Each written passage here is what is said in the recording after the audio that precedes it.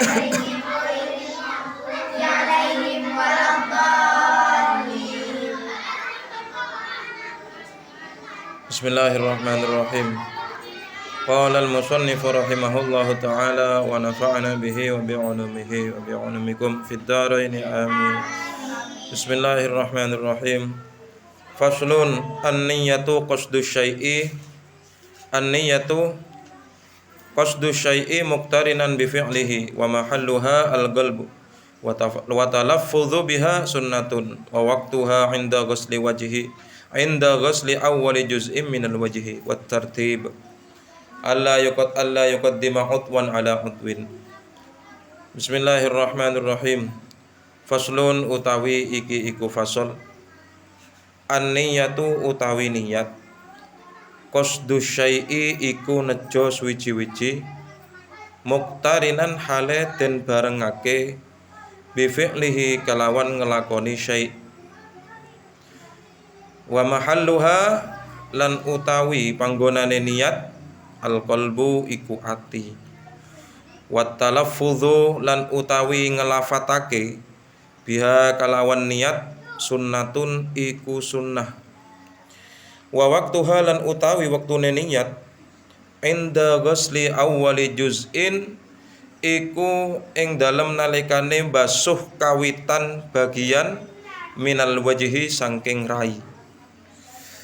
Wat tartibu lan utawi kang aran tertib atau runtut alla yuqaddima iku yen to ora dinginake ora dhisikake sapa wong utwan ing anggota ala utwin ing atase anggota kang weneh. Faslun, fasal ini menjelaskan tentang niat, ya, bahwasanya rukun-rukunnya wudhu diantaranya yang pertama yaitu niat. Nah, ini niat ini. Apa yang dikatakan dengan niat? Yang dimaksud dengan niat yaitu qasdu syai'i muqtarinan bi fi'lihi, yaitu sengaja melakukan suatu perkara bersamaan dengan niat, yaitu niat atau sengaja yang dilakukan bersamaan dengan pekerjaannya itu. Jadi kalau misalnya kita berwudu, ya, misalnya kita berwudu, niat itu dibaca ketika pas berbarengan dengan kelakuan.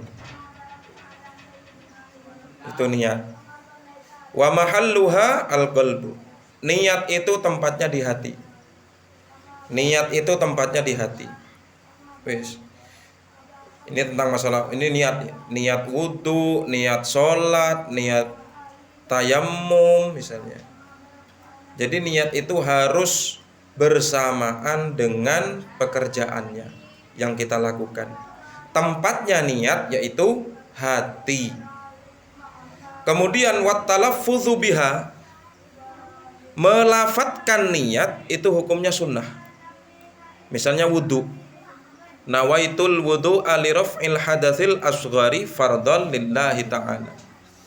Jadi sebelum wudu pas kalian baca nawaitul wudu li raf'il hadatsil asghari, itu yang dikatakan dengan talaffuz bin niat, yaitu melafatkan niat. Jadi kalau misalnya kalian mau berwudu, mau sholat, usolli fardhul maghribi salasa raka'atim mustaqbilal qiblati adaan lillahi ta'ala, Allahu akbar, itu bukan niat, tapi itu adalah melafatkan niat. Ya. Begitu juga seseorang apabila berwudu, nawaitul wudu li raf'il hadatsil asghari fardhan lillahi ta'ala, itu bukan niat, tapi itu melafatkan atau mengucapkan niat. Jadi niat itu di dalam hati. Sebutkan niat itu di dalam hati, ya. Ketika misalnya kalau misalnya kita berwudu, ya kita ketika pas pertama kali berwudu yang diusap apa? Muka.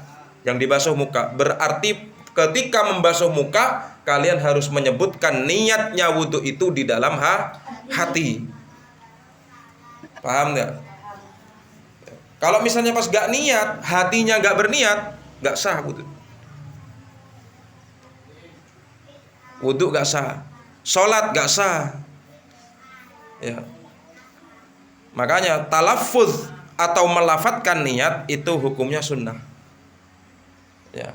Kenapa? Agar memperkuat kekhusyuan kita ketika kita mau sholat atau ketika kita mau berwudu.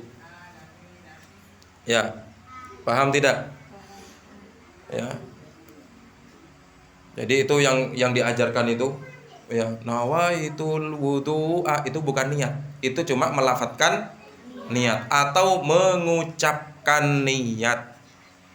Sementara niat yaitu bersamaan dengan pekerjaannya. Kalau misalnya kita berwudu, pertama kali yang kita kerjakan berarti membasuh muka. Berarti ketika kita membasuh muka harus berbarengan dengan niat yang disebutkan di dalam hati.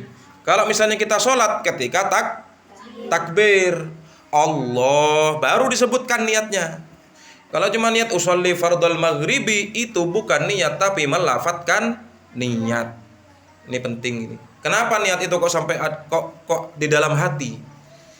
Ya, agar hati manusia itu berzikir.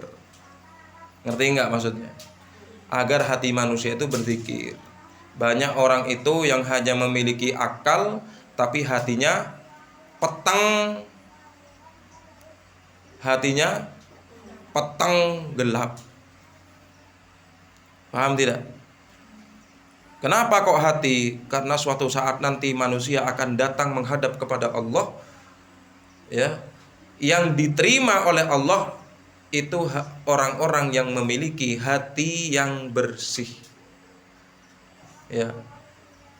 Pada hari kiamat nanti yaumala yanfa'u malun wala banun. Di hari kiamat yaitu nanti tidak bermanfaat harta dan juga anak tidak akan bermanfaat pada hari kiamat. Yang bermanfaat yang apa? Illa man atallaha biqalbin salim. Kecuali seseorang yang datang kepada Allah dengan hati yang bersih, hati yang selamat dari perbuatan-perbuatan penyakit-penyakit hati. Penyakit-penyakit hati itu banyak, riya, sombong, takabur, apalagi iri, dengki, iya kan? Makanya ketika kita berwudu, niat diucapkan di dalam hati agar hatinya manusia senantiasa berzikir. Ya, biar hati kita nggak kosong.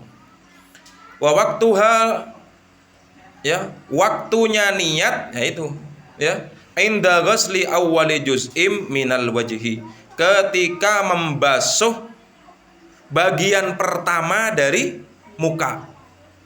Berarti ketika membasuh muka, kalau misalnya kita berwudu, ya berarti ketika membasuh muka harus menyebutkan niatnya. Kalau misalnya kita sholat, ketika takbir mulai dari lafaz Allah, ya, tangan diangkat Allah, ketika itu sebutkan niat kita, usolli fardhal maghribi. Ya. Kalau sudah selesai menyebutkan niat di dalam hati, usolli fardhal maghribi, ya, kalau misalnya kita itu sebenarnya kriterianya itu 3 yang disebutkan, yaitu usolli fardhal, kemudian nama sholatnya, usolli fardhal maghribi, usolli fardhal isya'i, usolli fardhos subhi. Kemudian kalau misalnya kita bersolat berjamaah, ya, maka status kita itu harus dibaca itu. Kalau misalnya kita makmum harus disebutkan di dalam hati. 4 kriteria. Usolli fardhon, kemudian nama sholat. Kemudian makmum atau imam, makmuman atau imaman. Selesai usolli fardhal maghribi makmuman lillahi ta'ala. Kita bertakbir ketika takbir, ya. Allah sebutkan di dalam hati ketika itu. Jangan langsung ditutup Allahu Akbar kalau misalnya hati kita belum niat. Itu tempatnya hati itu. Tempatnya niat itu di dalam hati seperti itu. Kalau nggak niat dalam hati, nggak sah sholatnya.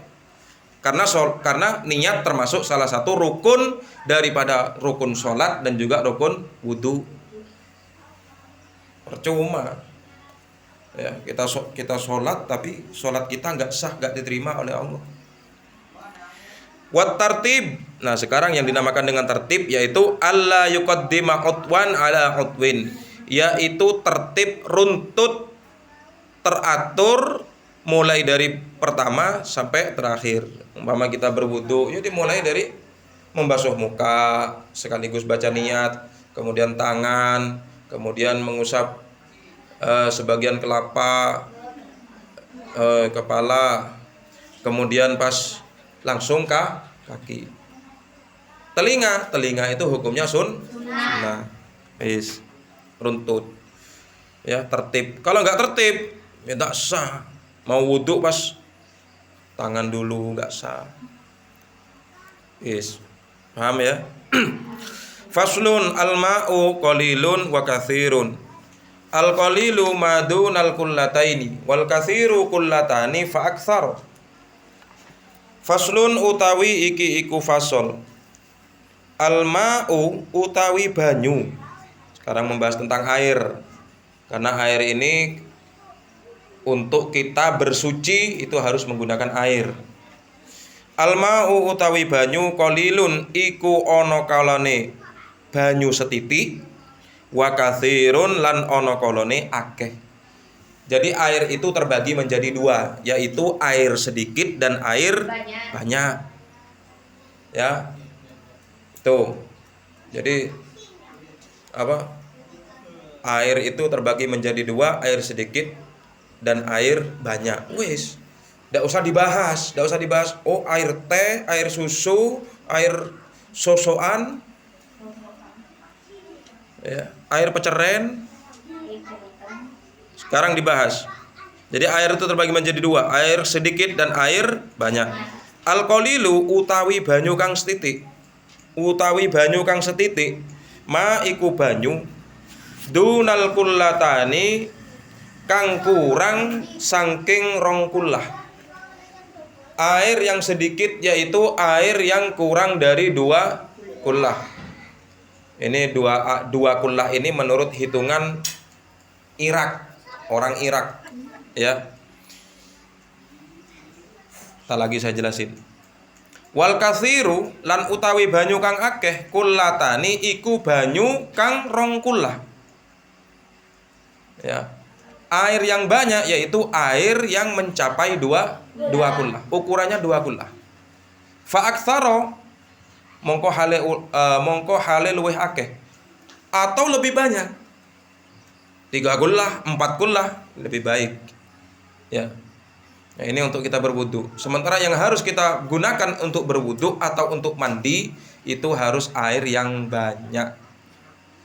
Sekarang dibahas. Al-qalilu utawi banyu kang setitik, ya tanajjasu iku dadi najis apa al-qalil. Ya, air yang sedikit biwuqu'in najasati kelawan sebab tumibone najis. Fihi ing dalam al-qalil. Air yang sedikit apabila kejatuhan benda najis maka airnya dihukumi najis. Contoh air yang sedikit apa? Air 1 timba itu masuk air sedikit. Ya, apalagi ya cuma 1 gelas. Air 1 timba itu termasuk air yang sedikit. Ya. Air 1 timba, ya, kejatuhan benda najis, kotoran cecek, ya, itu najis, akhirnya air juga ikut najis. Itu air yang sedikit, ya.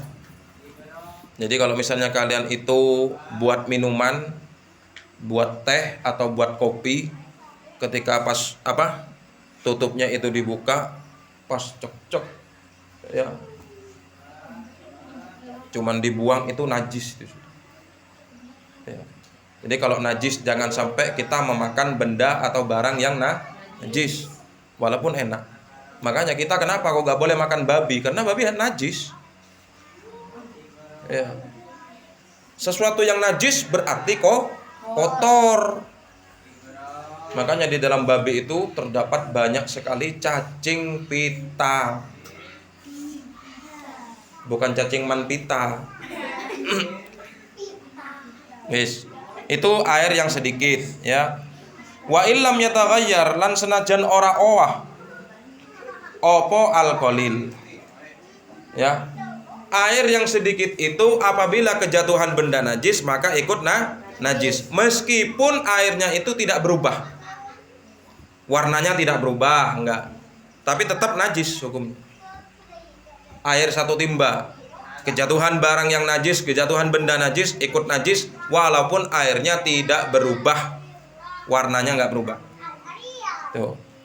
Wal ma'ul katsiran utawi banyu kang akeh ya.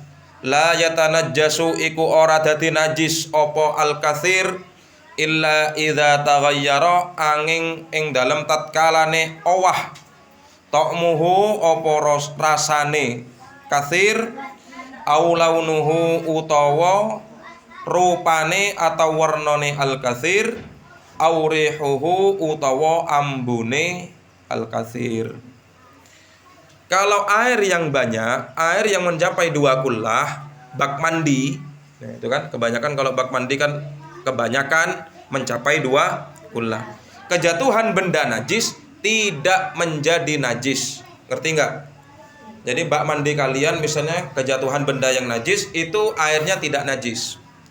Kenapa? Karena airnya banyak mencapai 2 kullah. Kecuali kalau misalnya airnya berubah. Airnya berubah, warnanya berubah, kemudian warnanya berubah, baunya berubah, rasanya juga berubah. Ya, paham ya? Wes. Sekarang air yang sedikit itu yang seperti apa? Ya tadi itu, air yang tidak mencapai ukuran 2 kullah. Nah, sekarang air yang 2 kullah itu seperti apa? Air yang 2 kullah di sini disebutkan air yang 2 kullah itu paling tidak air yang mencapai ukuran 245 liter.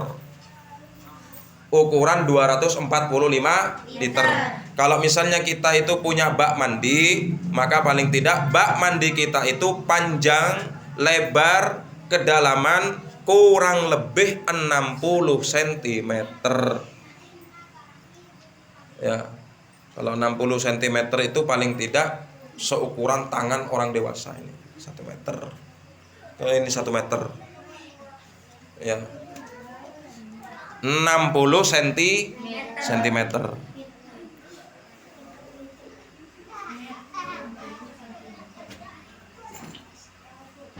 Itu. Jadi kalau misalnya kita punya bak mandi yang lebih luas, lebih lebar, lebih panjang daripada 60 cm, berarti bak mandi kita cukup menampung air 2 kullah atau kurang lebih 245 liter. Ya. Bak mandi kejatuhan kotoran dari hewan. Ya, kotoran burung, kotoran cecak, kotoran tikus. Asalkan asalkan airnya tidak berubah, warnanya enggak berubah, ya. Baunya juga nggak berubah, rasanya juga nggak berubah, berarti nggak najis. Makanya dilihat dulu. Ya, kalau misalnya ada kucing, ya, kucing pas kemudian pas apa? Aceringki, ya, akhirnya pas jatuh ke bak mandi kalian, dilihat dulu, dicek. Oh, saya mau mengamalkan ilmu fikih dari kitab Safinatun Najah. Harus dicek dulu, dilihat airnya berubah nggak? Airnya nggak berubah. Kemudian baunya ya enggak, berarti enggak najis ini. Tinggal satu apa? Rasain dulu. Tapi enggak wajib untuk dirasain, enggak. Ya, cukup kalau misalnya kita melihat ya di antara yang 3 itu melihat misalnya warnanya enggak berubah, baunya juga enggak berubah, ya berarti suci udah. Enggak usah dirasain. Ya. Wis, sampai di sini paham tidak? Paham. Ini air ya. Jadi kalau air banyak tidak menjadi najis. Kalau air sedikit bisa menjadi najis. Kalau kejatuhan barang najis. Ya. Nah, Apakah air yang sedikit itu nggak bisa dibuat wudhu? Bisa. Misalnya kalian punya air 1 timba, kalian mau berwudhu, bisa. Asalkan tangan kalian tidak masuk ke dalam timbanya. Atau jangan sampai ada percikan daripada wudhu kita yang masuk ke dalam timbanya itu. Karena nanti airnya bisa menjadi mustakmal. Paham tidak? Jadi kalau air sedikit itu harus bagaimana? Harus dialirkan. Ngerti enggak? Dialirkan pakai canting gitu kan? Ya. Wis, ini tentang masalah air. Makanya hati-hati kalian menggunakan air. Untuk apa? Ya untuk ibadah. Kita kan untuk seperti ini kan untuk ibadah. Ya. Untuk ibadah. Bisa dibuat berwudu, bisa. Kalau air yang sedikit bisa untuk berwudu. Air itu macam-macam. Ada air yang suci tapi tidak mensucikan. Ya, suci airnya tapi tidak bisa mensucikan, tidak bisa dibuat wudu. Contohnya air apa? Air kopi. Masa kalian mau berwudu dengan air kopi? Air teh, air susu, nggak bisa. Itu termasuk macam-macam daripada air. Ya, itu disebutkan dalam kitab Fathul Qorib itu ada. Ya, ini Safinah ini kitab biasa, kitab tipis tapi manfaatnya ya alhamdulillah. Wis. Faslun utawi iki iku fasal. Mujibatul ghusli sittatun ilajul hasyafati fil farji wa khurujul manni wal haidu wan nifas wal wiladatu wal mautu. Faslun utawi iki iku fasal. Mujibatul ghusli utawi pira-pira perkara kang majibake adus. Mujibatul ghusli utawi pira-pira perkara kang majibake adus sittatun iku 6. Suatu perkara yang mewajibkan mandi adus yaitu 6. Apa? Ilajul hasyafati. Iku ngelebokake hasyafah pelanangan fil farji ing dalem farj.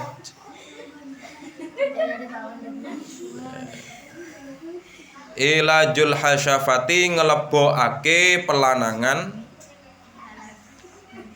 ya kemaluan laki-laki fil farji ing dalem farj. Farj itu apa? Kemaluan perempuan. Wis wa khurujul manni lan metune manni wal haidu lan haid wan nifasu lan nifas wal wiladatu lan mana atau ngelahirake wal mautu lan mate. Jadi suatu perkara yang dapat mewajibkan mandi itu ada 6. Ya, ada 6. Yang pertama yaitu masuknya zakar ke dalam farj. Masuknya zakar atau masuknya hasyafah ke dalam farj. Saya kira nggak perlu saya jelasin ya. Hasyafah itu apa, farj itu apa, nggak usah. Karena kalian sudah pada pakar. Wes. Disebutkan di dalam kitab-kitab yang lain yang dimaksudkan ilaj yaitu kalau misalnya ada zakar atau hasyafah ya. Hasyafah gak perlu sampai masuk semuanya. Cuma sekedar apa? Bersentuhan. Zakar apa? Hasyafah sama faraj ini cuma bersentuhan itu mewajibkan mandi. Apalagi sampai nyelam. Macam-macam. Ya. Ya kan? Wis. Jadi seperti itu. Jadi ini khusus dewasa ini ya. Nanti kalau kalian menikah itu biar ada persiapan, tapi jangan dipraktekkan sekarang. Macam-macam. Wis, yang pertama yaitu yang mewajibkan mandi yaitu masuknya zakar, masuknya hasyafah ke dalam Farji. Farji itu apa? Yang punya kalian tuh farji. Hasyafah punya laki-laki hasyafah. Rudal. Wa khurujul manni lan metune manni. Orang laki-laki keluar mandi. Ya, masalah manni itu keluarnya bagaimana? Wallahu a'lam. Tergantung. Ada seseorang yang tidur bermimpi kemudian keluar mandi. Ada orang mau keluar mandi dengan cara ya tadi itu, masuknya hasyafah ke dalam farj. Ada seseorang keluar mani karena memang disengaja. Ya. Intinya keluar mani wajib adus. Keluar mani wajib adus. Baik itu mimpi sengaja atau enggak sengaja, pokoknya wajib adus. Ya. Wal haidulan haid. Ini khusus perempuan. Haid wan nifasulan nifas perempuan, wal wiladatu lan ngelahirake melahirkan perempuan, wal mautulan mate laki-laki dan perempuan. Ini yang mewajibkan mandi. Ya. Yang mewajibkan mandi. Jadi kalau misalnya laki-laki itu yang diwajib di sini kan disebutkan berapa perkara? 6 perkara. Ya, 6 perkara yang dapat mewajibkan mandi. Kalau kalau laki-laki yang mewajibkan mandi yaitu ilajul hasyafah 1, kemudian khurujul manni 2, kemudian wal maut 3. 3 bagi orang laki-laki yang dapat mewajibkan mandi. 3. Apa itu? Memasukkan zakar ke dalam faraj, kemudian keluar mani, kemudian mati. Kalau perempuan semuanya 6 nih perempuan. Karena perempuan ada tambahan haid, ada tambahan nifas, ada tambahan wiladah. Ada tambahan wiladah, melahirkan. Kan enggak ada laki-laki melahirkan. Ya kan? Wes. Niat janabah bagaimana? Ya, tergantung niatnya. Kalau kita niat mandi junub, keluar sperma atau ilajul masuknya hasyafah ke dalam farad, itu kalau misalnya kita mandi nawaitul ghusla li raf'il hadatsil janabati fardhon lillahi ta'ala, atau nawaitul ghusla li raf'il hadatsil akbari fardhon lillahi ta'ala. Haid, orang perempuan haid, nawaitul ghusla li raf'il hadatsil haidi. Nifas, nawaitul ghusla li raf'il hadatsin nifas. Wiladah, nawaitul ghusla li raf'il hadatsil wiladah. Ya, jadi seperti itu.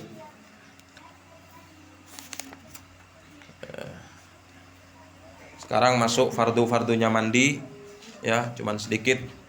Faslun furudul ghusli ithnani an-niyatu wa ta'mimul badani bil ma'i. Faslun utawi iki iku fasol. Furudul ghusli utawi pira-pira fardune adus ithnani iku loro.